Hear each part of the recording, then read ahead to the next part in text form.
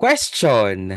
Mm. Which two fictional worlds would you like to see a crossover of? Oh. Ako, syempre kakabasa ko to, so medyo bias pa ako dito. Si Janus Silang, tsaka si Percy Jackson. Ah, interesting. Two mythologies Yes. crossing over. That's nice.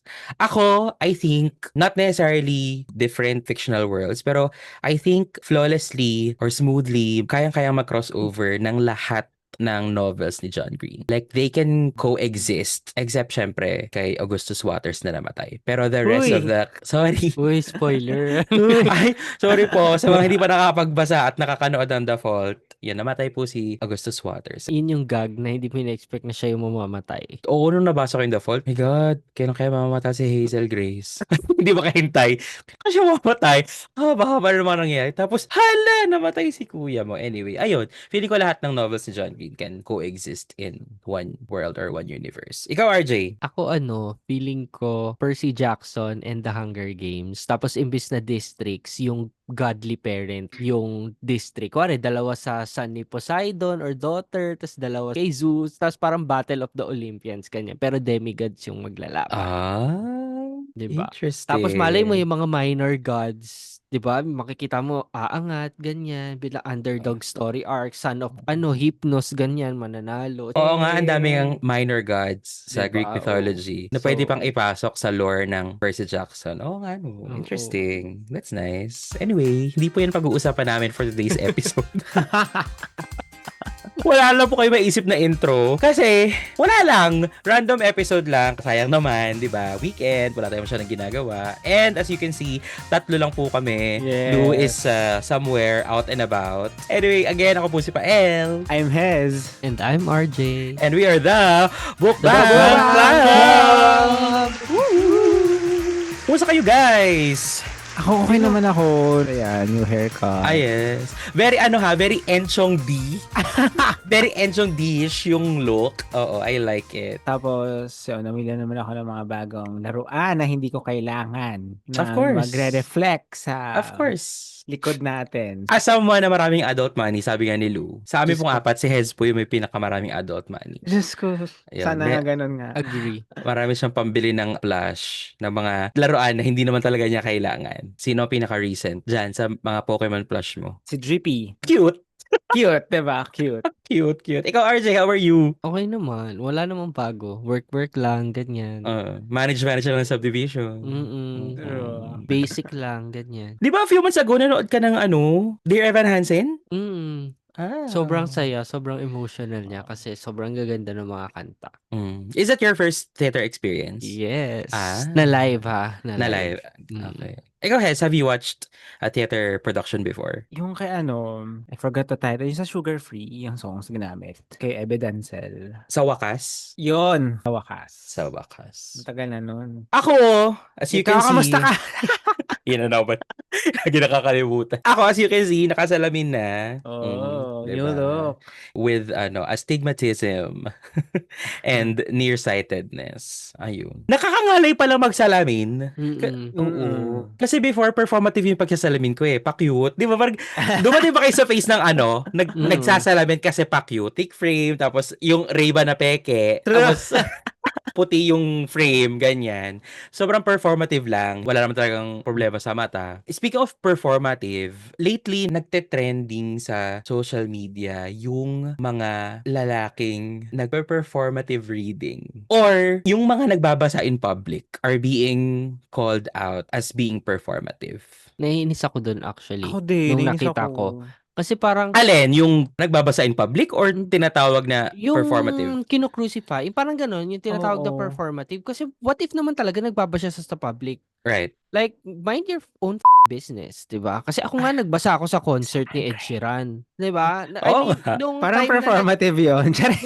nung time na parang medyo idle kasi may mga breaks naman 'yan, Ah. 'di ba? Kasi by the time nung na kay Ed Sheeran ako, yung binabasa ko kasing libro, climax na. na hindi ko Hmm. natapos before yung concert na gusto ko sanang tapusin. So, nawalan ako ng time. So, parang last few pages na lang ako and all. Tapos nung idle time may kumanta na iba. Binasa ko yung last few pages, edi natapos ko naman. Wala naman ako narinig sa mga katabi ko, thankfully, kasi Mm. they're minding their own business and busy lahat umupo-upo kasi nga pagod na mga tao. So, parang Hmm. naiinit ako pag kinokol yun, like, wag ka na mga ilam. Kung performative man yun o hindi, wala, I mean, what's the issue? Ba't Okay. galit na galit? People are saying na those who read performatively cast a bad light towards those who genuinely enjoy or truly read in public.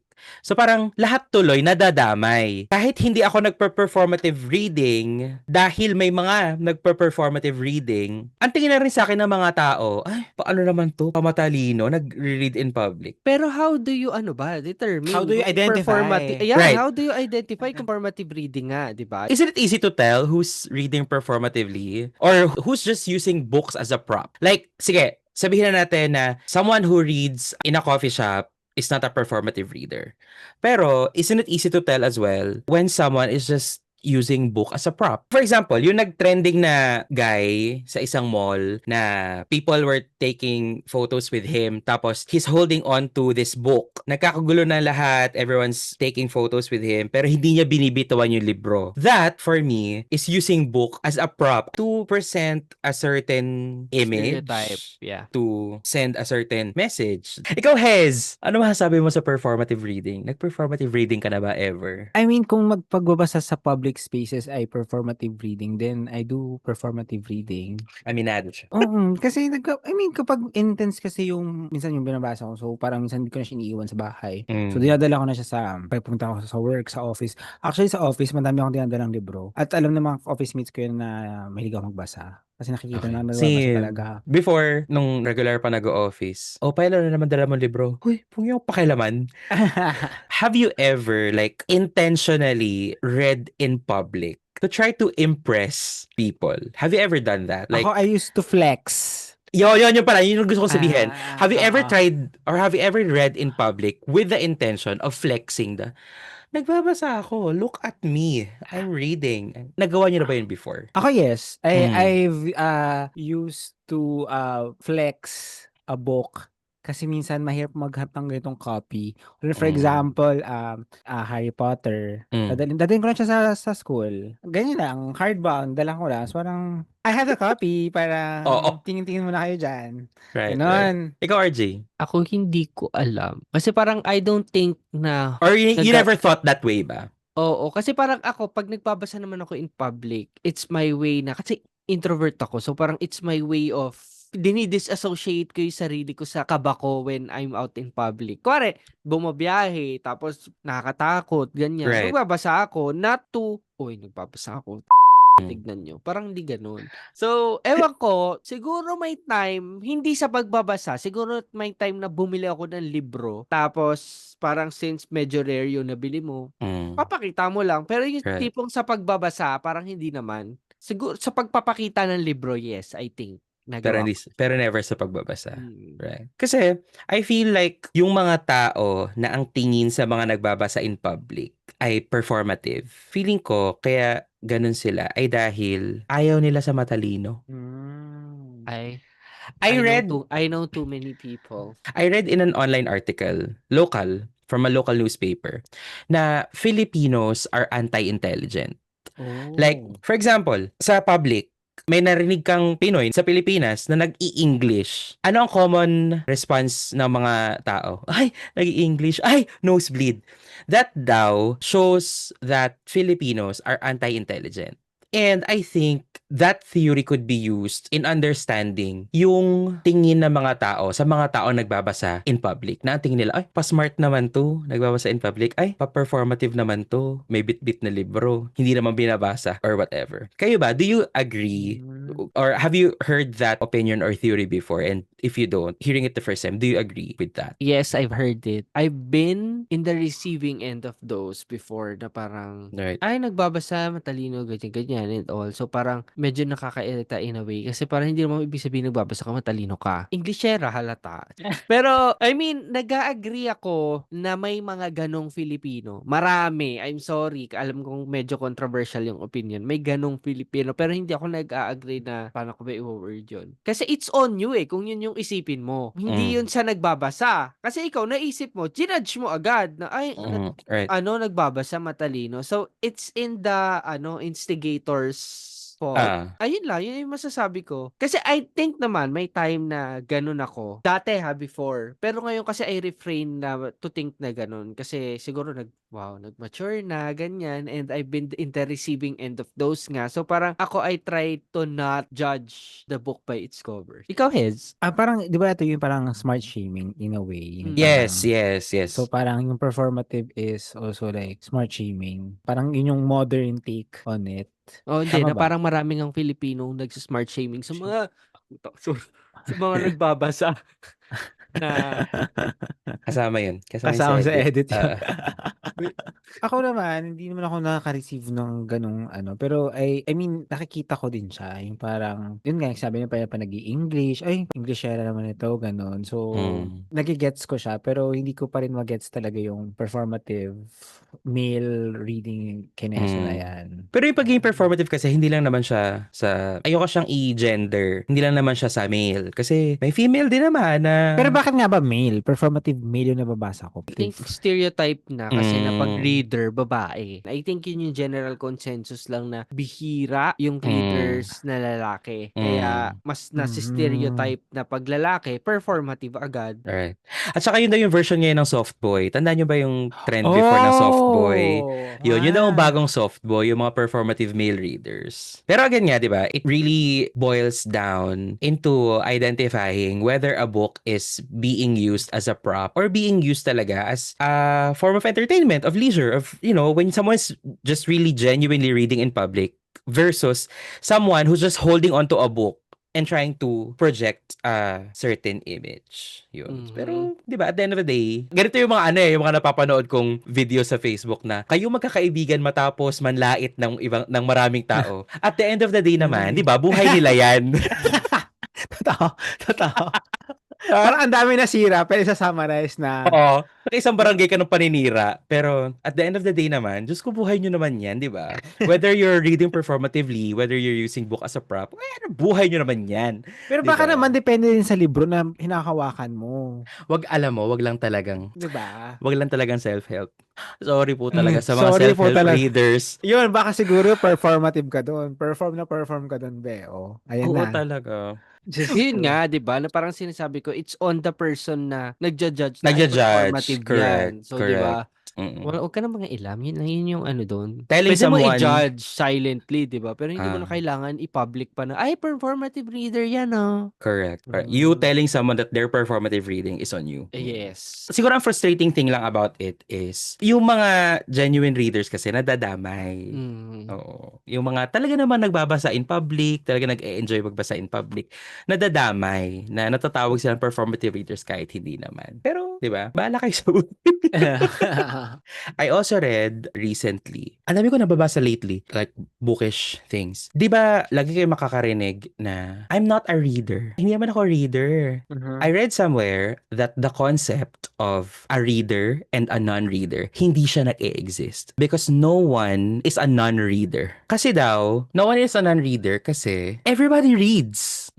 Di ba? You read your email, you read text messages from your friends, you read chat messages from your friends. When you watch a movie, you read the subtitles. No one is a non-reader. Yun yung sabi ng article na binasa ko. Parang the article is trying to debunk the existence of non-readers. Which, parang binoblur niya ngayon yung meaning ng reader, ng pagiging reader. What is a reader anyway? Is a reader only boxed into reading books? Ang tao bang nagbabasa araw-araw ng newspaper ay hindi reader kasi hindi books yung binabasa niya. Ganun yung gustong palabasin nung article. What's your opinion about that? Do you believe that walang non-reader? I don't know kung sarcastic ba yung tone niya. Ako kasi when you say reader, ang perception ko sa word na yun is nagbabasa ka ng books. Like, binaks ko na yung word na reader. I mean, if you use it as referring sa person, ha, parang ang sarcastic kasi nung dating na reader, oo, lahat naman tayo nagbabasa talaga sa phone. Pero that's not the point. Na pag tinatanong kung parang kung reader ka ba, syempre parang ang pinupoint is kung nagbabasa ka ng libro na for entertainment, for leisure. So, ako kasi, hindi ako agree na walang non-reader. Kasi nga, parang pag sinabi mong reader, ang understanding ko agad or ang perception ko sa word na yun agad is consumer ng books, ng for entertainment, for leisure, hindi na reader na nagbabasa ng article sa phone, nagaganto ganyan. So, I think subjective siya. Doon sa gumawa ng article, kung ang tingin niya sa lahat is walang non-reader, then yun yung belief niya kasi hindi niya generalize yung reader sa term na nagbabasa ng libro. So parang inilahat niya. Lahat tayo reader kasi lahat tayo nagbabasa daily. Na not necessarily just books. Oo. Pero that's daily life eh. Magbabasa ka talaga daily kahit anong gawin mo. I mean, alam mo yun. So not to blast yung gumawa ng article kasi opinion niya yun. And Shout out po doon sa nagsulat ng article. I mean, hindi naman sa inaano ko siya. Kasi kung yun yung perception niya, edi yun yung belief niya, di ba? Ako, sinasabi ko lang, yung sa akin, na pag sinabi mong reader, nagbabasa ng book for entertainment or leisure purposes. Yes. Ikaw, Hez? Sa akin, I think, everyone naman is a reader. It's just that they haven't found the next good read. Kaya siguro, hindi sila makapag-jump straight to another book or makapagbasa. Wala silang inspiration to read another book kasi nga, hindi to yung nasa interest nila, nasa line of interest, or sadyang wala silang time. Minsan ganun eh. Minsan may mga ganung factors din na dapat i-consider. Or ayaw nila ng mga binabasa nila lately. Parang kumbaga, pahinga muna sila sa pagbabasa. Siyempre, ang hirap din magbasa lagi, di ba? Lengthy siya. Pero feeling ko lahat naman capable to read, to be a reader. It's just that, wala pa talaga yung parang, ito yung next na mag-ano sa akin. Ikaw pa, El? I think same with RJ na ang meaning sa akin ng salitang reader is someone who reads books. I think that non-readers really exist kasi meron naman talagang hindi nagbabasa ng libro. Pero, piggybacking on your thought, Hazel, you're right. And I've mentioned it before as well. Doon sa mga nagsasabing, ay, hindi naman ako nagbabasa, hindi ako mahilig mabasa. Siguro nga, hindi pa nila nahahanap or hindi pa nila nakakatapat yung book for them. A story that will appeal to them, a story that they could relate to. And eto, may isa pa ako nabasa. Ang dami ko talaga nababasa Hindi mo nabasa, lately. ha? Hindi ko talaga nababasa yung mga books natin sa book Perfect. club. As a reader, okay. As a reader. So, ito pa, and this one is really, really interesting. Sabi dun sa article, people find reading boring kasi mali yung paraan ng pagtuturo ng pagbabasa sa schools. For example, nung elementary ba kayo, public o private? Private. Ikaw, RJ? Both, nag-public at nag-private ako. Grade 1. Public. Public. Okay. So baka tanda mo, RJ, tong kwentong to. May isang libro noon sa elementary, as a public elementary kid, feeling ko hindi to alam ni Hazel. Sa Filipino sa Grabe. Filipino book, ang title niya ay Dilis Bulilit. Okay, hindi ko nga alam yan. Di ba? Hindi ko din alam. Hindi alam. Ang kwento niya, simple lang naman. Si Dilis ay binubuli ng malalaking isda. Kasi maliit siya, parang mahina siya. Ngayon isang araw, may isang mangingisda na naghagis ng net at nahuli silang lahat ng mga isda. Pero si Dilis Bulilit ay nakatakas. Dahil maliit siya. Yun. So, when I was a kid, ano ang sinisimbolo ng net na humuli sa mga isda o nakahuli sa mga isda? Yan, tanda ko Diba? yan. Mga tanungan na ganyan. Mga ganong tanong. Or, halimbawa sa isang kwento, sabi ng author, nahulog at nabasag sa sahig ang florerang punong-puno ng pulang rosas. Tapos, pag pinabasa sa school, tapos ang tanong ng teacher, ano ang sinisimbolo ng pulang rosas sa kwento? So, yun yung point ng article na people find reading boring kasi the way reading is taught to us or was taught to us is ganon. Laging pinipilit na may pakahulugan when the author only meant na yung rosas ay pula. Yun lang. Na yung net na humuli sa mga isda ay net lang naman na humuli sa mga isda. Wala naman silang ibig sabihin. So parang growing up, na condition tayo na everything we read has to mean something deep. And some people find that nakakapagod. It's a tedious task na magbabasa ka na nga, pag-iisipin ka pa kung ano ibig sabihin ng rosas na pula sa nabasag na florera or anong ibig sabihin ng net na humuli sa mga isda na nambubuli kay Daily's Bulilit. Have you experienced that? Do you guys agree with that? Na baka nga ganon. Kaya some people find reading boring is dahil mali yung naging foundation ng reading sa kanila growing up. Medyo mahirap siya ha. Interesting siya yung topic na yan. Pero medyo mahirap rin kasi siyang sagutin. In a way kasi na, on the one hand, nasa school ka. Kaya parang ang expectation sa'yo is pag-aaralan mo talaga yung binasa mo. Kasi nasa school ka and in school, you learn. On the other hand naman, ngayon, nang wala na tayo sa school, we chose to read. So parang wala na dun yung expectation na dapat mong pag-aralan yung binabasa mo. Gets ko yung sinasabi ng article kasi parang medyo in a way nag-agree ako kasi wala siyang I'm sorry, pero wala siyang katuturan. Like, anong paki ko kung may simbolo? Joke lang. Pero parang, joke lang ha. Pero kasi masyadong ang deep dive yung story. Di ba tama nga? Di ba ikaw kwento mo? Anong simbolo ng pulang rosas sa story? And paano mo malalaman? Author lang talaga nakakaalam nun kung may symbol ba yung rose unless meron mga Easter eggs dyan na kung magkoconnect kung bakit pula yung rose. So at the end of the day kasi, author lang talaga makakaalam kung anong symbol nun sa kanya. Kasi yung author is nagsusulat ng experience niya and it's either magta-translate yun sa'yo as a reader or hindi. And there's nothing wrong with that kasi it's up to interpretation eh. So, medyo 50-50 ako dyan sa article na yan kasi nag-agree ako ng slight na kaya medyo hindi nag-aano yung mga pagbabasa ng ibang tao kasi nga mali yung, hindi naman mali na parang dahil lang sa way ng pagtuturo na kailangan nga laging may aralin or pag-aralan pa lalo yung babasahin. Pero on one hand, tayo, hindi naman tayo ganun. Ngayon, nagbabasa pa rin tayo, di ba?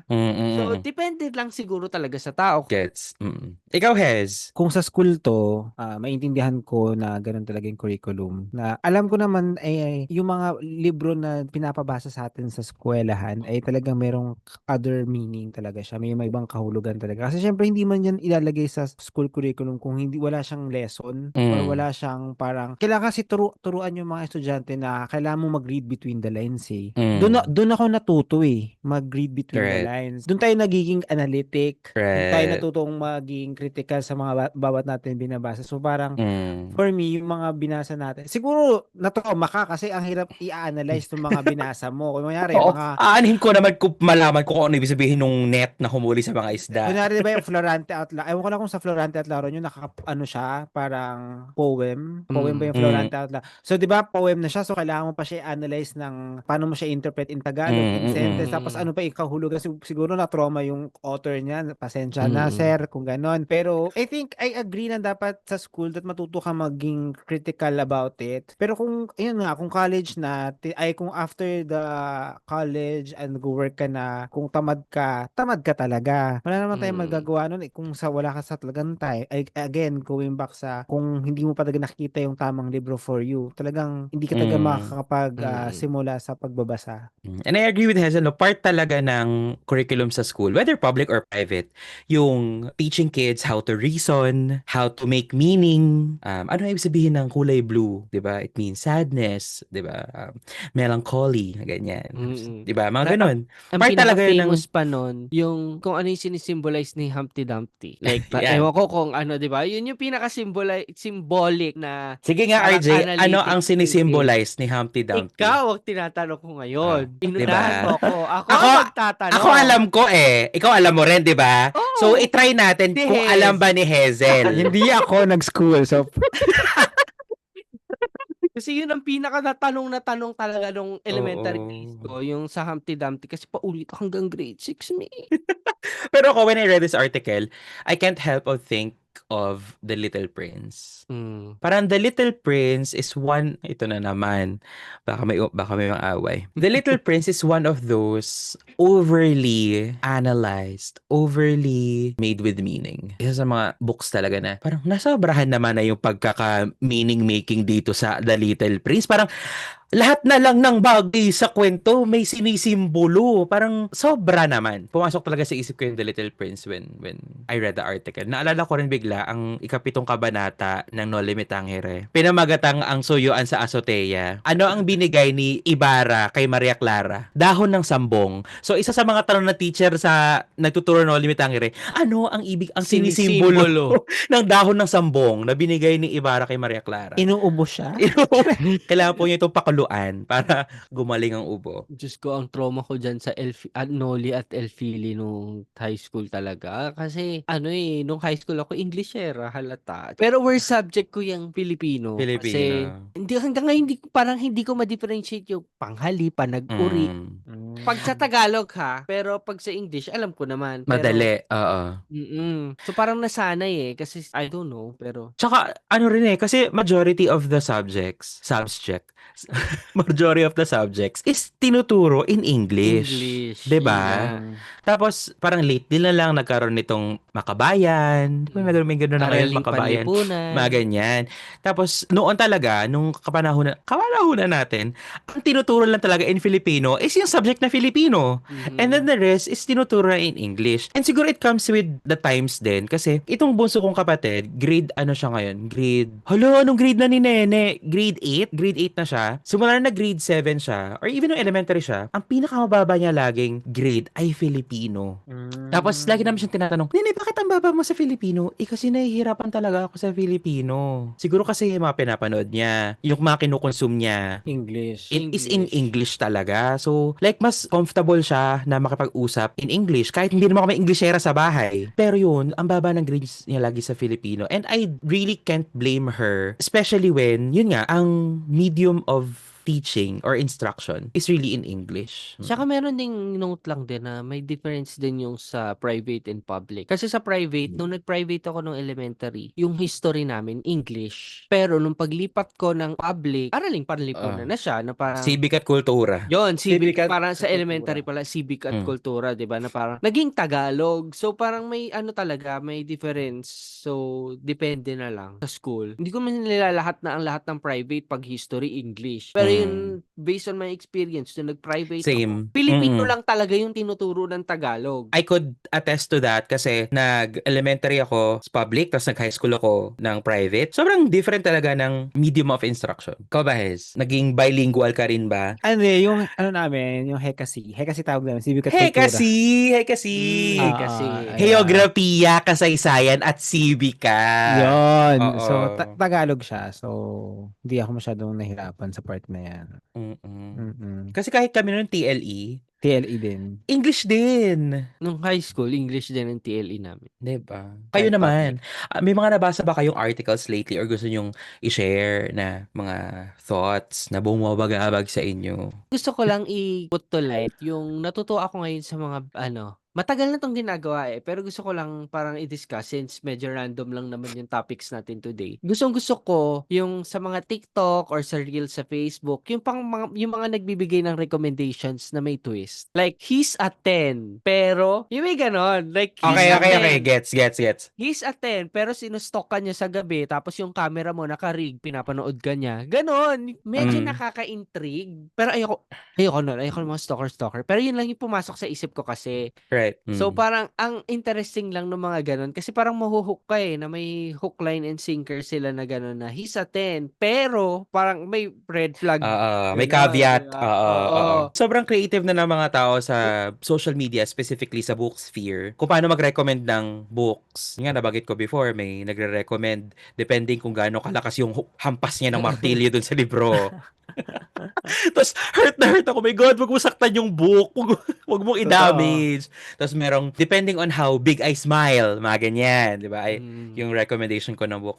Sobrang creative na ng mga tao ngayon when it comes Tapos, meron pa yung yes, no, or maybe. Yan. Yung papakita yung title, yes. Yeah, no. Tapos yung iba, no. Parang, alam mo yun, doon mo makikita kung may hesitation pa kung Right. i-recommend nyo or hindi. Wala lang, natutuwa lang ako kaya nilabas ko lang. Wala akong nakita sa TikTok lately ko kasi medyo naging busy din ako. Ay, hindi. Iba daw yung TikTok- TikTok algorithm niya. TikTok ko lately, Queen Dora versus Pokerat. Oh my God, okay. Iba po, ako, si Lou, si RJ, sure ako, ang TikTok algorithm namin, books. Ewan ko lang po kay Hazel. Hazel. Bakit? Bakit sa akin? Bakit iba yung sa akin? Ewan ko, may kutob kami. May Collectively. May kutob kami. Collectively, okay. Na iba yung TikTok algorithm mo. Oo. Pokemon. Oh, hindi niya Pokemon. dinideny yun. Pokemon. Kasi, yun nga, Pokemon. Pokemon, di ba? Oh. Funko Pop. Funko Pop. Oh. Oh. Di ba? Ano Diba? pa? Oh. Oh. Pokemon ulit. Oh, yun, Pokemon, Funko Pop, 'di ba? Mga ganun mga algorithm ni Hez. Oo, yes. Oo. Gusto ko kasi mas na-curious sila sa akin na ako. Titignan nila ako. Ano nga kaya ang algorithm ng TikTok ni Hez? Kasi TikTok ngayon really hindi na siya form of entertainment. Or even Instagram, your Facebook account, it's no longer source of entertainment. Nagiging definition na rin siya ng personality ng isang tao I think. Kasi syempre, your interests, yun muna yung hahanapin mo. And the algorithm understands na ito yung interest ng taong to. Pag naintindihan na ni algorithm yung interest mo, yun ang i-feed niya sa'yo palagi. And in a way, whatever is in your feed is now a reflection of who you are as a person. So tulad ni Hez, ang algorithm niya, Pokemon, Funko Pop. So ibig sabihin, mahilig siya sa toys, sa gaming, di ba? Yes. Yun. So, mas maganda, search bar reveal sa IG. Ay, sa IG? Di ba sa IG yun, search bar reveal. Hindi ako makapag-search bar reveal ngayon. Okay. Safe. Ligtas po. Oo, ligtas. Ito si RJ may extra phone. Sige nga, ano ang pinaka-recent mong sinearch sa IG? Sa IG? Oo. Hindi ako nag-IG kasi. Sa TikTok kala ko. Sige. Ano ang pinaka-recent mong sinearch sa TikTok? Ayan. Solo leveling. Solo leveling. Pati Slation Royale. Okay. Yung mga reactions. Of course. Gusto kong nanonood ng mga ganyan, reactions ng mga ibang nanonood. Pero kanina kasi, habang nasa office ako kanina, break time ko, nag-scroll ako sa Facebook, tapos nakita ko yung laban ni Jinwoo sa Ant King. So, sinearch ko lang sa TikTok ulit kasi gusto ko panoorin kaysa panoorin ko sa Netflix. Sa TikTok ko na lang tinignan. Ikaw ba pinanood ka ng Solo Leveling? Oo. Baka may i-pause. Oo, inalala ko kung Solo Leveling ba yung pinapanood ni JJ. Kasi pag may pinapanood siya, nakikinood din naman ako. Oo, nakanood na ako ng Solo Leveling. Di ba yun yung bida, yung mukhang yung medyo pamangga na namatay siya. Tapos nabuhay siya sa loob ng isang game. Is that correct? No. I mean, in a way, namatay siya. Oo, pero namatay nabuhay siya. Nandun, nasa world na sila ng ganon. Hindi siya nagising sa game. Okay. World na sila. Basta ganun, tapos parang nagle-level up siya. Yes. Tapos the rest hindi. Parang ganun ba yun? Yes. Parang may ganun. Ganun. Parang nagtataka sila bakit siya nagle-level up. Something like that.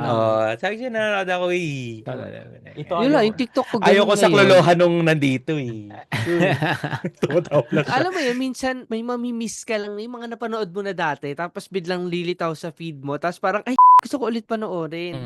Kasi bukod sa Solo Leveling, Asia's Next Top Model, yung nasa TikTok ko. Hoy, oo, nasa algorithm. Kasi lumalabas na siya ngayon sa algorithm sa TikTok. Di ko alam kung ako lang, pero ngayon lumalabas siya. Tapos ando pa rin yung gigil ko nung binubuli si Maureen, tapos nung hindi nanalo si Monica. Alam mo yun? So parang biglang sinearch ko na ng sinearch ulit sa TikTok kasi wala, nakakamiss yung mga ganong era dati. Grabe yun, no? Yung pagkatalo ni Monica, ni Jodie Lee. Yes. Pati nga ni Katarina kahit si Katarina. Grabe. Ito si Ezel, nanonood ka ba ng Top Model? America's Next Top Model. Okay. So, hindi siya makarelate sa Hindi ako makarelate sa Asia's Next Top.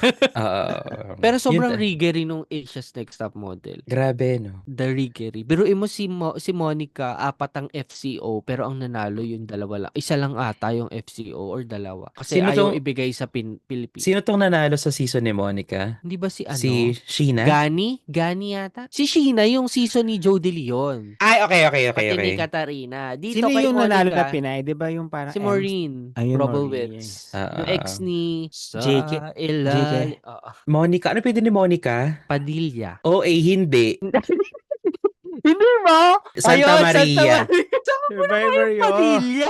Survivor Okay. player yun. Si Monica. Monica Santa Maria. Oo, si Gani nga nanalo ng Si season na yun. Yan. Anyway, back to the drawing board. Back to talking about things bookish. Si Hazel, may pinagpaalam siya sa akin kanina before tayo nag-start ng episode. Yung pinagpaalam mo sa akin sa GC. Baka ito na yung Ito na ba yung start? Yes. Ano po ang maipaglilingkod namin? Ito ba yung start nung topic natin? Wala nga tayong topic eh. Kanina pa. Kanina pa tayo nagta-topic. Ano akala mo, intro lang to lahat? Akala ko intro lang to. Uy, 40 minutes ka. na. OA.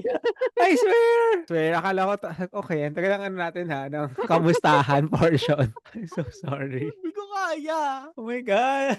Pero go, isigit mo na yung yung pinagpaalam mo sa GC. Kasi Ah, intrigue din ako eh. Ang pinagpaalam ko Oo. sa GC ay, siguro hindi hot take ba siya? Parang hindi. Parang controversy siya about sa ating, di ba, syempre lahat tayo Christian. Tama ba? Christian ba tayo lahat dito? Catholic, I'm Catholic. Catholic. So, di ba may Bible? Okay. So, yung Bible na yon hindi included doon lahat ng scriptures. Okay. So, doon papunta yung direction yun yung direction ng aking Right. So, may nabasa kasi ako na apparently may mga hindi in-include na scriptures dun sa Bible kasi nga parang siguro they wanted to make it as good as possible. So, andun yung scripture ni Judas, hindi daw sinulat yun. Tapos, it's only, may isa lang daw yung may isang existence lang yung copy nun. Tapos, meron din yung parang, eto nabasa ko to nasa library to namin nung college yung scripture ni Magdalena. Ikaw ay sorry po.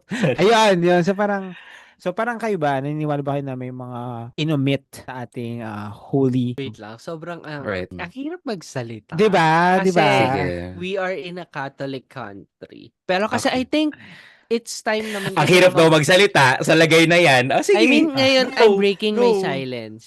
Ngayon kasi, super religious ba kayo? Ako hindi. Ako din, hindi. Ako kasi, religious ako to a point. Like, nagsisimba ako, nagdadasal ako everyday, bago matulog, bago kumain, nagdadasal ako. Pero, I'm not someone kasi na sinashove yung religion. Like, yun yung Gets. pinaka-pet peeve ko sa mga tao ngayon eh. Yung parang, alam mo yung ginagamit yung Bible as an argument, pero yung hypocrisy naman nila kasi andon. So, medyo lumayo na ako sa topic ni Heads. Pero, based dun sa gustong ni Heads na omitting, possibly, na may omit. Pero ang sa akin kasi, why? Why omit? Kasi, sobrang na-preach sa atin na yung Bible is word of the truth, kumbaga, kung paano tayo napunta dito. Alam mo yun, di ba? Yun naman talaga yung Bible, di ba? Kung paano nagsimula ang lahat. So, ang sa akin, bakit mo i-omit kung ang purpose ng Bible is sabihin sa'yo yung totoo? Di ba? Sabi, magbasa ka ng Bible para malaman mo kung paano nag-start. And for salvation, which I agree, oo. Pero, yung sinasabi mong mag-o-omit, I'd like to think walang inumit. Pero parang malabo na walang inumit. Pero bakit mo nga i-omit? Kasi, kung ang pinipreach mo nga is yun yung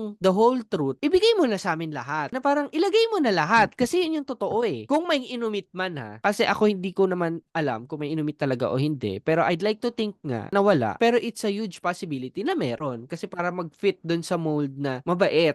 Tama. Diba? So, ayun. Di ko alam. Ayoko na. Tama na. Ikaw Sige. pa eh. Disclaimer lang. I believe in a higher being, but I don't believe kasi in organized religion. Ano ibig sabihin nun? Organized Ibig sabihin, I don't fully get myself into a holy mass. I don't believe in organized religion. I don't believe in mass gathering, mass religious gatherings, mga ganun. Pero I believe in a higher being. I believe in God. I believe that there is a God. And because of that, hindi ko alam ang history ng Bible. So, I guess to understand, or before we ask kung meron bang mga inumit or wala, I guess my question is, how did the Bible come about? Sino bang nag-collate ng mga iba't ibang scriptures na to and decided by themselves Na ayan ang tama. na these scriptures will be bound in a book and will be called a Bible and will be followed by Catholics all over the world? If that was the case, then that meant that the Bible was formed with a bias in mind. Ibig sabihin, when this person or this group of people or kung ilan man silang nagkolekta ng mga scriptures na to, for sure, binasa muna nila yan na ay, parang hindi to maganda sa image na gusto nating sa bias na they have in mind. Hindi to pasok sa banga. Hindi to pasok sa billing. Erase. 'di ba? Ay, parang very, very sacrificial yung gustong iparamdam nung scripture na to. Sama natin yan. But again, I don't know how the Bible came about. But I think that that's how the Bible came about. It was formed by a group of people who, with no higher authority or kumbaga walang dita ay representative na nag-validate, 'di ba? Sila lang naman yung nag-decide na itong mga scriptures to, sige, pagsamahin natin gawin natin libro, tapos i-reprint at ito susundin ng lahat na this is the holy word. And of course, the Bible was bound years ago. And as time goes by na napapasa sa iba't ibang generations ang Bible, syempre, other people who do not fully believe on the bias of the, for example, first edition, nakuha mo Hazel nung taong 256 AD. Tapos binasa mo yung Bible. Ay, parang hindi maganda yung chapter 10. Kayo ba? Do you believe in chapter 10? Hindi kami naniniwala ng chapter 10.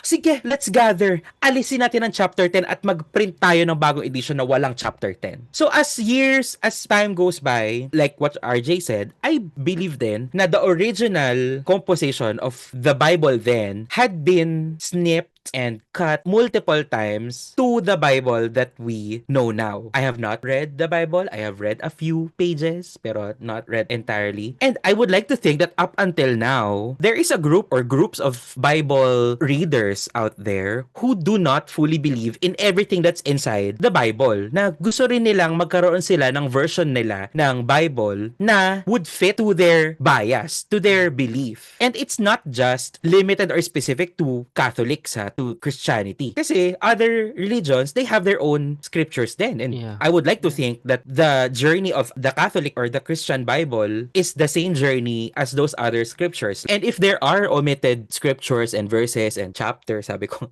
hindi ko alam, ano ba tawag? Chapter ba? Or books, di ba? Books kasi the Bible is divided by books. If there are omitted books that would shake the current system of the Catholic belief, I'd like them to surface out, to shake everyone. Ululan tayo, alugin natin yung mga paniniwala nyo kasi I think that would really test someone's faith. For example, may lumabas na isang book na inumit. And then for example, the book is about kasi sabi nila, statistically daw, 1 in 10 people is gay. So for example, yung book na inumit na biglang nag-surface out of the blue is about the 12 apostles and one of them being gay. I think it will be Bartholomew kasi yun yung pinakabaklang pangalan sa kanila. Yung ang bakla ng pangalan, Bartholomew. So, pero for example lang yun ha. Pero di ba, pag nabasa mo yun na, tapos ikaw, na ano ka, na super Christian na galit sa mga bading. Correct. Mayayanig ka na, oh my God, all this time, may bakla sa mga apostoles. Diba? Kaya nga. Ayun nga, tapos diba, may sinasabi pa na wala naman daw talagang indication sa Bible na bawal maging bakla. Pero yung iba, sinasabi na bawal yon. So parang it's up for interpretation talaga based sa mga verses doon. Like, it's up to you to interpret kung ano yon sa'yo. Kaya parang ang hirap din siyang isipin na yun talaga yung, disclaimer again, I believe in God and a higher being. Pero kasi mahirap na in a way may inkling ka lang talaga at the back of your mind na totoo ba to?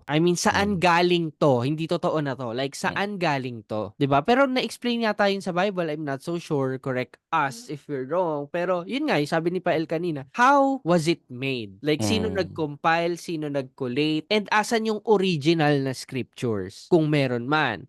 And kung may na-omit nga o hindi na ilalabas ba or what na mayayanig nga, 'di ba? So parang it's really up for interpretation. So ang hirap niya sagutin. So kasalanan mo to, Hez. Ngayon yung opinion mo ang kailangan namin. Hindi pa ako tapos actually kasi may second question pa ako. So parang ito gusto talaga mangyanig sige. Gusto niyo yung hot take. So parang nag-agree kayo na may omission. So do you guys din agree na nagkaroon ng time jump ang Bible? Kasi nakikita nyo bilang from bata, time jump tayo to matanda. So, bakit hindi in-include yung teenage years niya? As a teenager, bakit diba? Hindi natin sinama yung part na yun? So, ba't hindi kasama explorative years ni Jesus Christ? Yun yung dun talaga matitest kung gaano siya. Ang dami niyang pwedeng sins na pwedeng, ang dami yung trials dun dun siya pwedeng matest So, bakit hindi siya doon sinama, yun yung parang pinaka-perfect way to i-introduce mo din sa mga tao sa kabataan na ito yung ginawa ni Jesus nung kabataan niya. So, to employ us, the path. So, bakit bakit wala yung part na yun. So doon lang ako personally para I kind of agree on that nung nabasa ko na nga no, bakit omitted yung part na yun. Kasi din na biglang nag-time jump na siya na bilang iano na siya sa temple na matanda na siya by that time. Around 30s na siya. So parang yun lang naman. So ikaw, do you think na may time jump o nalagang na-omit ba talaga siya or wala talaga siya? Possible actually. Kasi parang sa pagbabasa mo ng libro, like i-correlate natin sa pagbabasa natin ng mga fantasy books, i-ano natin yung Harry Potter. We can see na kada book, every year ng pagtanda niya. Kasi it's beneficial na malaman mo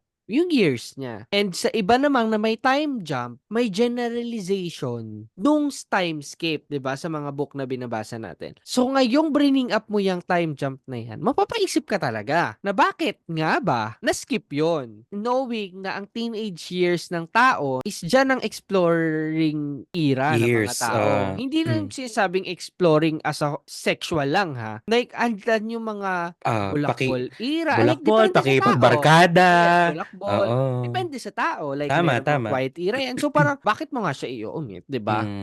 Ibig sabihin, sorry, pero ito kasi yung pinaka-hot take ko talaga sa sarili ko na whenever I talk about the Bible or higher being, ganyan, nagigilty ako. Kasi parang na-ingrain sa akin. So, sobrang may takot ako sa Diyos and all that na parang, is this talking? Kasi diba sa Ten Commandments, you don't talk in vain, diba? So, parang, as discussing this, medyo nagigilty ako in a way ha, na parang nagigilty ako na sinesecond guess ko. Itong mga pinag-uusapan natin, I still stand by my second guessing. Pero mayroong part lang sa ano ko na parang, tama ba tong kine-question ko siya? Dapat ba tong kine-question ko siya? Pero kasi as a thinker, hindi mo maiiwasan kasi na mag-pop up yung mga additional question. Gaya nga yung kay Hez na may time skip. So ngayon lang siya nag-pop up sa akin na oo nga. In a way, nagigilty ako na iniisip ko siya. Pero kasi yung sa thinking brain ko na bakit nga? Like hindi ako mapakali. Bakit nga ba? Bakit wala nga yung time na yon? Diba? So, di ko alam kung tama bang isipin mo siya or bawal ba. Yun parang kinagigiltihan ko lang in a way. Pero, bakit ba? Sige, ikaw pa, El. Tingin mo ba may time skip? The things we're talking about this topic doesn't mean that I welcome comments telling me what to believe and what not to believe. Yes. Yun po ha. So, after listening to this episode and kung pinaplano nyong turuan ako kung paano dapat maniwala, wag na po. Hindi po yun na-effect. Anyway, again, going back to my point earlier, yun nga, how did the Bible come about?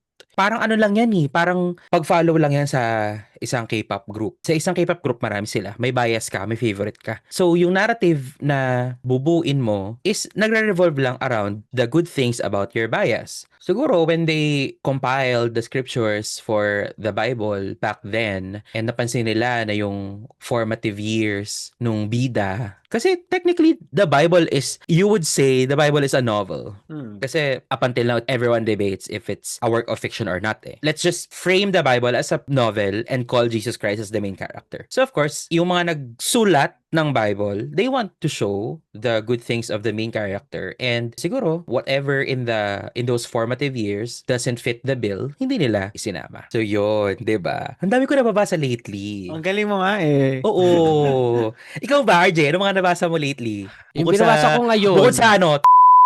Wala, yun yung binabasa ko ngayon eh. Talaga ba? Oo. White shoes nga, yung binabasa ko ngayon. White shoes. White shoes na naman. White shoes. Ano yung white shoe? Sorry. Diyos ko. Tigilan mo ko ha. Ito na naman tayo. White shoes! White shoes yung dating tinapik natin na multiple love interest tas hindi niya Tas kailangan pipili. White shoes. White shoes. So lahat sila. White shoes. niya. Akala ko white shoes. Oh, Sadya diba? ka na naman. Puting sapatos. Ano may sa puting sapatos? Tinan So mo. maiba. Anong favorite number niyo sa electric fan? Ako talaga 3. 3 talaga. Ako 2. 2. Saks lang. 3 talaga. Oo. Bakit? Kasi parang banasin kasi ako Sorry po, sa mga taga Maynila, ang mabanas ay ibang ibig sabihin. Pero sa amin ng mga Opposite. Tagalog, Naiinitan. oo, Tama ba? naiinitan, mabilis mainitan, banasin. Kami yung tatlo ay puro kami Tagalog, except Luna, Cebuano. So, banasin kasi ako. So, pag 1, okay, parang hindi pa sapat. Pag 2, parang hindi pa rin. So, tinutodo ko na para kikibs nang lamigin ako. Kesa naman, sa kalagitnaan tulog ko, binabanas pa rin ako, tapos babangon ako, tapos ititri ko siya. So, ito todo ko na. Ganun. Number 3 talaga yung favorite ko sa electric fan. Ikaw, RJ. Seryoso talaga nagpasahan. Ikaw, RJ. Anong paborito mong number sa Ako electric 1 or fan? 2 lang talaga. Kasi ang nasa isip ko lagi pag nasa 3 baka mag-overheat. Yun talaga lagi. Like, kahit sa anong gadget, pag may max, hindi ko talaga minamax. Kasi natatakot ako na baka mag-overheat or masira agad pag lagi naka-max setting. So, ayun. Ino-overthink ko lang siya talaga. So, parang middle ground. Ikaw, Hez. Bakit number 2 ka, diba? 2? Number 3. 3 din, oh. Number 3 tayo. Kasi, ganun din. Gusto ko lamigin. Banasin ka rin ba? Hindi, pero gusto ko laging parang nanginginig ako sa Oo, parang mas lamig. gusto ko na yon kaysa magigising Oo. akong pinagpapawisan. Parang, uy, Oo.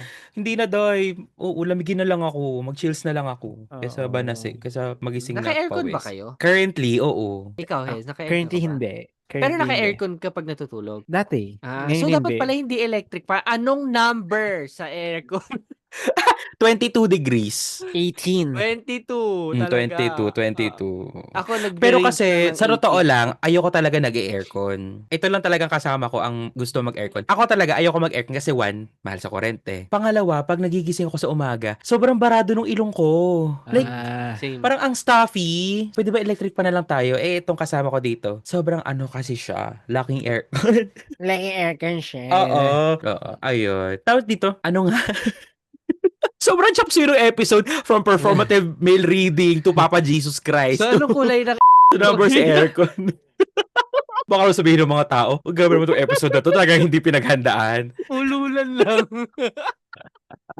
Eto, Oh. kanina may napanood akong TikTok, BookTok, ng isang booktalker. Tapos medyo, sobrang naintriga talaga ako dito. I kinda wanna agree and I kinda don't kasi medyo conflicting for me yung opinion niya na I also find valid. Sobrang weird. Ang opinion niya is, it's not important to relate to a character when you're reading. I don't think I'm the right person to answer that kasi as I've said multiple times, I always insert myself as the main character. I can't fathom na hindi ka makaka-relate. To give more context, sabi niya kasi dun sa video, isn't the point of reading daw, reading different stories about different people, about different worlds or different times. Na frustrate daw siya kapag, halimbawa book lovers, our favorite, na frustrate daw siya pag nakakabasa siya ng, halimbawa lang ha, ng mababang review about book lovers. Tapos ang point ng review is that I didn't relate to the character. Parang isn't the point of reading daw, this is a different person than you. And the characters in the Exactly. novels that you read are different from you. Their experiences and stories are different from you. And you're not supposed to all the time relate to their stories. The point of reading is for you to know what happened to these characters. Not to put yourself in their shoes. Nung napanood ko yun, sabi ko, oo nga no. I've read a lot of books and may mga libro naman akong mataas yung rating na hindi naman din ako sobrang fully, hindi ko kinailangan makarelate sa character to give it a high rating. Pero at the same time, I also want to see myself in the books that I'm reading kasi it keeps me interested in reading the books. So yun yung pinopoint niya dun sa video. Actually, I agree. Kasi ako naman, 'di ba ini-insert ko yung sarili ko sa character, but that doesn't mean na ako as me, I relate to the story. Ini-insert ko yung sarili ko as the main character. That doesn't mean na nakarelate ako sa story, pero as the main character na parang in-insert ko yung sarili ko, nagandahan ako pa rin. May mga times lang talaga na minsan yung nababasa mong libro is nakikita mo yung sarili mo sa main character even without inserting yourself as the main character. So may mga instances naman talagang ganun. Ikaw, Hes, as someone na nagiging personality ang books. Yun na nga, tapos sasabihin ko nga yung book personality na yan. So, ako naman, agree ako dun sa sinabi mo na it doesn't mean na hindi ka, I mean, yung makarelate or hindi makarelate. Kasi kunyari, story ng Kite Runner. Sobrang gandang-ganda ako dyan. Pero, syempre, hindi man ako nakarelate. Hindi man ako taga-Afghanistan or Muslim ako. So, pero, kumbaga, I was able to insert myself there. Kumbaga, naging katabi ko siya. Kasama ko siya sa journey niya. Kung saan siyang destination papunta. Mas nagustuhan ko yung kwento kasi na-visualize ko sarili ko na, ito pa rin nangyayari sa sitwasyon nila. Ito yung culture nila, ganun. So, hindi mo pwede na lahat na lang i-insert mo yung sarili mo. Pwede mo naman basahin din. Tignan mo kung samahan mo siya sa journey ako niya. ba pinatatamaan mo dyan? Hindi. Hindi daw kailangan ini-insert lang sarili. Ikaw, Hes, ano ba yung mga pinrepare mo for this episode sana? Ito parang book myth siya. So, ewan ko Okay. nag-agree kayo na kapag newborn, kailangan mo ipit yung buhok niya. sa Ngayon ko lang narinig yan. Okay, Agree? alam ko I yan. disagree. Alam ko yan kasi ilang beses ko yung ginawa. Hindi sa pag-aano. Ang tingin kasi sa akin, sa barangay namin, when I was still in school, ay napakatalino kong bata. So Okay. kapag may newborn na medyo makapal na yung buhok, oy, punta kayo doon kay Rap-Rap. Kinakaleti, pagupitan niyo ang buhok ng bata. Papagupitan niyan sa unahan, sa likod, sa kanan at kaliwa para cross. Tapos isisipit sa dictionary. Dictionary or Sa encyclopedia. dictionary, encyclopedia, or kahit anong libro. So, danas na danas ko yan growing up na parang ilang bata na yung ginupitan ko ng buhok. Siguro, more than 20 na bata na sa amin, sa barangay namin. Naging barbero ako for At a some young time in my age. life. At a young age, nagtrabaho po ko bilang barbero. Oo, totoo yun. Pero tapos hindi ko na maalala kung sino-sino sila. Pero I think yung isa kong pinsan, si Mayumi, tapos she really excels at school. Matataas ang grades niya. Oh. Ayun. Hindi ko pa naririnig yung meet na yan. Talaga Ngayon ba? lang. Talaga ba? Oo. Ikaw ba, Hez? Nagupit ka na ba ng before? Ng bata before? Nagupit ng bata? Wait ng lang, buhok ano ng ba bata? yung meal? Kailangan gupitan yung buhok tapos ilalagay sa libro? Oo, para daw, dapat ang magupit ay batang matalino. Ay, Para yung bata, maganda. yung baby, ay lumaking matalino at magaling Ay, sa hindi school. ko alam. Ay, yun ba yung meet nyo? Sa Yun yung, amin? ano iba sa inyo? Sa amin parang, oh my God, regional myth pala to.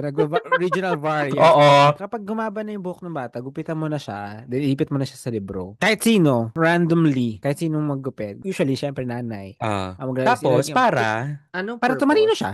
okay, sa amin naman Not iba. necessarily na kailangan matalino yung Oo. Magugupit. Kaya yung encyclopedia ko dito, wala yung isang letter.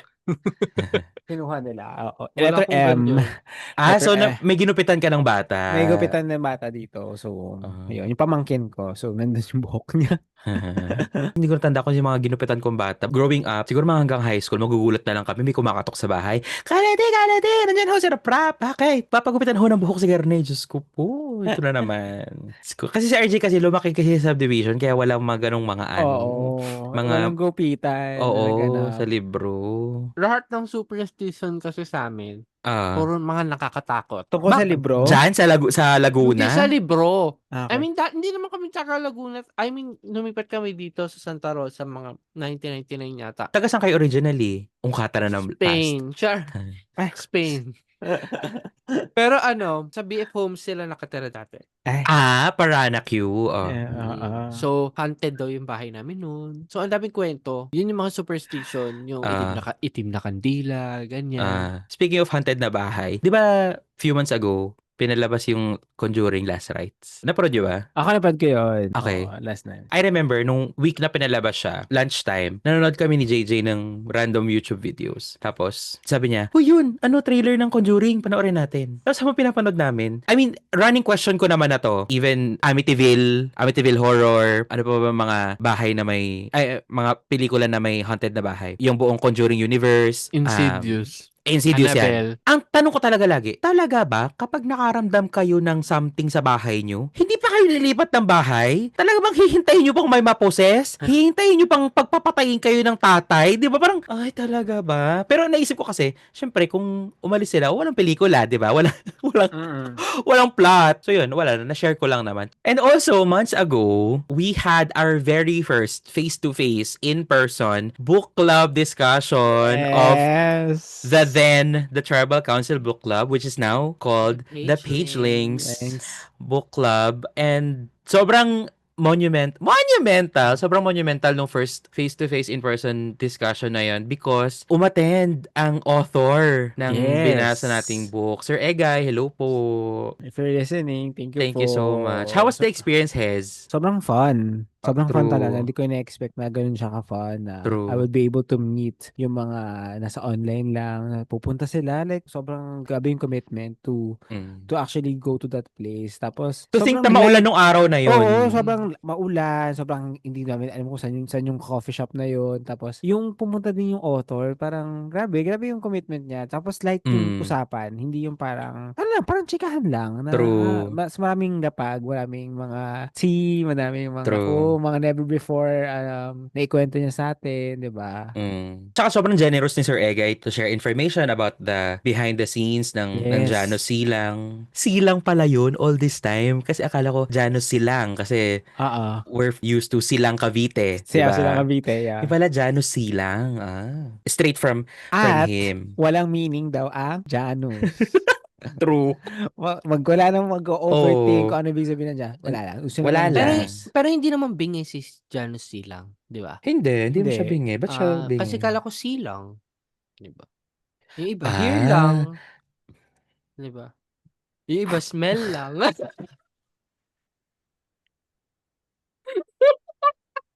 Ang proud ko doon. Proud siya. Oo. Happy siya. Lumis ka na namin. Proud yan. Kasi Lu, balik ka na. Lu, balik ka na, reaction ni please. Balik ka na, Lu, please. Para umabsent ulit si Mas RJ. ano pa si Lu sa akin ha, mas malala pa yung ano niya. Ano ba yung sa kanya dati? Hosik. Hosing. Lu, balik ka na. Palta mo na to. At saka alam mo nakakatuwa na yung mga bago members, si Daniel at si Janelle, kahit bago sila, umattend sila. Bongga. Yeah, shout out sa inyo. Love them both. And they're very smart. Naaliw ako. Ang smart nila magsalita parehas. At ang energetic ni Miss Pen and Ubi. Poksaan sila doon. Si Ubi parang lumaklak ng ng energy drink. Daming energy. At si Miss Pen din naman, ayaw paawat din. Oo. Yeah. Parang kada sagot ni Sir Egay, may follow-up question siya Oo. kagad. Ayaw magbigay ng chance sa iba. Oo. Pero congrats. I love Miss Pen. Yes. Thank you po, Miss Pen, sa copy ko ng The Sword of Kaigen. Thank you, Miss Pen, sa copy ko ng Blood of Hercules. Ayan. Thank you, Miss Pen, sa matcha. Nalibre siya ng matcha. Anyway, thank you so much for listening to this very chop suey episode na kung saan sana po napunta. Kaya From nga. performative Kahit- mail reading to Papa Jesus to Uy, biglang kahit number ng ang electric saya, fan. ha? Parang Yes. ang productive pa rin. Drop down the comment kung anong performative book ang pinaka-preferred nyo. Yes, don't forget to drop comments on our Spotify. That's the Bookbank Club. We're also in Apple Apple Podcast, the Bookbank Club. We are also in YouTube, the Bookbank Club. On Instagram, the Bookbank Club. And our website is now up, Yes! thebookbankclub.com. Ganda. The Bookbank Club, again, on Spotify, Apple Podcasts, Instagram, and YouTube. You may follow me on my Bookstagram account. That's at RapRapReads. You can follow me at Bleed on IG. So that's 3 eyes. BLIIITHA. Blythe. It's blind talaga. Okay. Kami na po And nag-decide. And you can follow me on my Instagram at Prati with 5 Ys and 6 Ys on TikTok. Ayoko sabihin yung TikTok ko kasi sabi nyo nga, di ba, iba yung algorithm ng TikTok ko. So, inaamin mo na. Hindi ako nagka-confirm. So, yun lang po. Thank you guys. Thank you so much again. Uy, kung meron kayo topics na gusto nyo marinig na pag-usapan namin, i-drop nyo lang yan sa comments. Kung meron kayong gustong i-share na stories about being performative readers, kung meron kayong thoughts about sa alleged time jump sa Bible, kung gusto nyo ring i-share ang favorite nyo number sa electric fan or favorite degree sa sa aircon. Yan. O kaya kung Team Olivia ba kayo or Team Sabrina? Ayan na naman. Gusto na naman ito mag-umpisa ng ng Flop. gera. Anyway, thank you so much for listening. Thank you so much. Good night. Again, my name is Pael. I'm Hez. And I'm RJ. And we are the Bookbank Bookbank Club. Club.